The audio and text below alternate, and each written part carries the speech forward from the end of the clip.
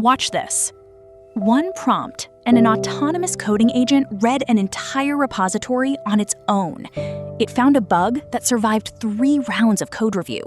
It wrote the fix, ran the test suite, and opened a pull request. I didn't type a single line of code. That's not a demo trick. That's what happens when you connect OpenAI's Codex model to Cursor the right way. Before I show you exactly how this works, do 3 things right now. Hit like, because it tells the algorithm this video is worth showing to more developers. Drop a comment with the word agent, so I know you're building along with me. And subscribe, because the setup you're about to see gets outdated fast, and I keep this video's instructions current. Now, let's get into it. Here's why this actually works, and it's not what most tutorials tell you. Codex isn't a chat model pretending to write code. It was trained specifically for shell-oriented workflows.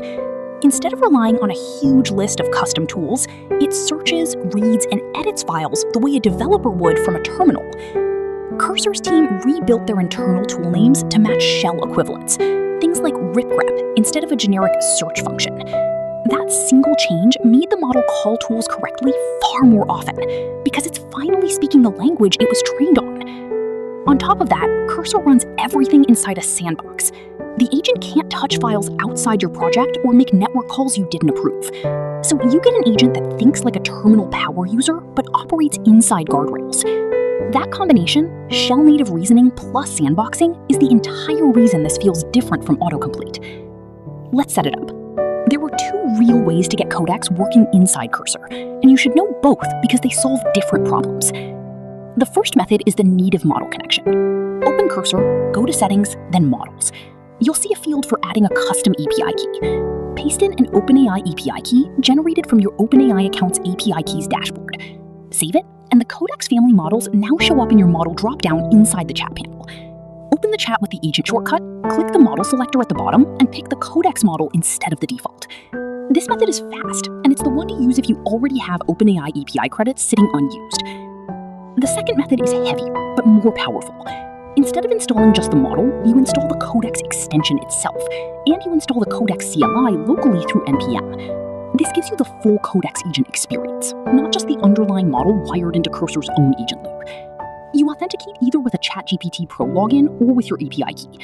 Once it's connected, Codex behaves as an independent agent that Cursor's interface talks to, rather than a model borrowed for Cursor's own agent. Use this method when you want Codex's own reasoning style and its own task management, not just its intelligence dropped into someone else's harness. Here's the distinction almost nobody explains clearly. Method 1 gives you Codex's brain running inside Cursor's body. Method 2 gives you Codex's brain and its own body, just displayed inside Cursor's window. For most people building real features, Method 1 is enough, and it's cheaper to maintain. Now let's actually use it on something real. Open a project, any existing codebase works, but pick one with actual complexity, not a hello world file. I'm going to use a small node API with an authentication bug that's been quietly breaking token refresh for certain users. Open the agent chat, select your Codex model, and instead of typing a vague request, give it a task with boundaries. Don't write fix the bug. Write something closer to this. Users report being logged out randomly after 15 minutes. Trace the token refresh logic in the auth middleware, find where expiry is being miscalculated, and propose a fix with a test that reproduces the original failure. Notice the structure: symptom, location hint, and a requirement for proof through a test. That structure is what separates a useful agent session from a guessing game. Send it and watch the reasoning trace. Codex will start grep-style searching through your files, open the relevant middleware file, and trace the token expiry calculation line by line. In my run, it caught that the expiry timestamp was being compared using local time, while the token was issued in UTC, a classic off-by-time zone bug that's brutal to catch by eye.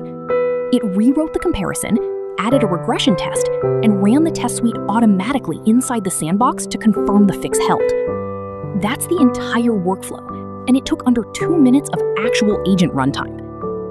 Now for tool chaining, because this is where Codex inside Cursor stops being a code editor and starts being an operator. Cursor supports MCP, the Model Context Protocol, which lets Codex reach outside your codebase into real external tools. Open Settings, then MCP, and add a server connection. For example, one that links to GitHub or to your project management tool. Once connected, you can ask Codex to do something like this. After the fix passes tests, open a pull request with a summary of the root cause and create a linked ticket describing the fix for the changelog. Codex will use the GitHub tool to push a branch, open the PR with a written explanation, and use the second tool to log the ticket, all without you leaving the chat panel. This is the difference between an assistant that writes code and an agent that finishes a task end to end. Now, here's the mistake that trips up almost everyone who tries this, and I want you to actually remember it because it's not obvious until it costs you. People connect their own API key, get excited, and give Codex broad, open-ended instructions, like clean up this code base or refactor everything to be more efficient. Two things go wrong. First, on the billing side, raw API usage is priced per token, and an agent that's reasoning through a large repo can burn through a surprising number of tokens fast, especially on models with extended reasoning. A vague, wide-scope prompt makes the agent read far more files than it needs to, and that cost adds up in a single session. Second, on the safety side, a broad instruction with no boundary gives the agent permission to touch things you didn't intend. And even with sandboxing active, you can still end up with a wall of unrelated changes that are painful to review. The fix is simple. Scope every request to a single file, a single function, or a single reported symptom, the same way you'd scope a ticket for a human engineer. Narrow prompts are not a limitation of the tool, they're what make the tool trustworthy.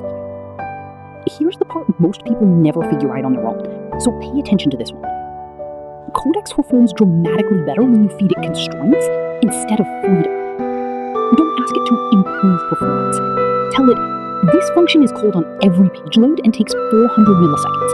Get it under 100 without changing its public signature. A number, a boundary, and a rule it can't break turns a vague agent into a precise one.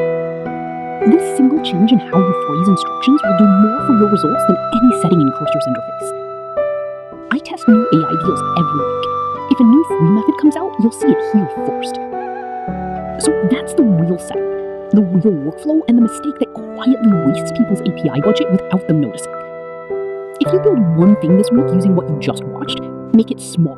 Pick one recurring bug in your own project, scope it the way I showed you, and let Codex trace it end to end. That one rep will teach you more about agentic coding than 10 tutorials. I'll see you in the next one.